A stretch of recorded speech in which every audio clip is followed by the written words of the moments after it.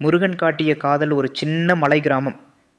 அங்கே ஒரு நல்ல மனசுள்ள பெண் இருந்தா. பேர் வள்ளி. அவள் தினமும் காட்டில் கிழங்கு எடுத்து பாட்டியை கவனிச்சு முருகனை மனசார நம்புறவள். முருகா, நல்லதை மட்டும் நடக்க வை அப்படின்னு தினமும் சொல்லி பிரார்த்திப்பா. ஒரு நாள் என்ன நடந்துச்சுன்னா, ஒரு நாள் காட்டில் வள்ளி தனியாக இருந்தப்ப ஒரு யானை அவளை பயமுறுத்துகிற மாதிரி வந்துச்சு. வள்ளி பயந்து போய், முருகா என்ன காப்பாத்துன்னு கூப்பிட்டா. அப்போது திடீர்னு ஒரு சின்ன பையன் மாதிரி முருகன் அங்கே வந்தார். அவளுக்கு அது முருகன்னு தெரியல.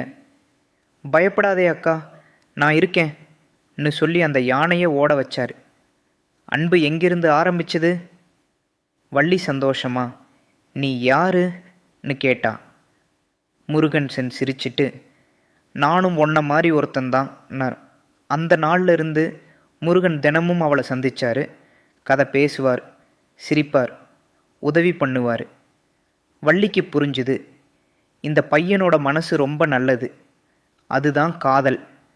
பார்க்கறதுல இல்லை, பேசுறதுல இல்லை, மனசா புரிஞ்சுக்கிறதுல.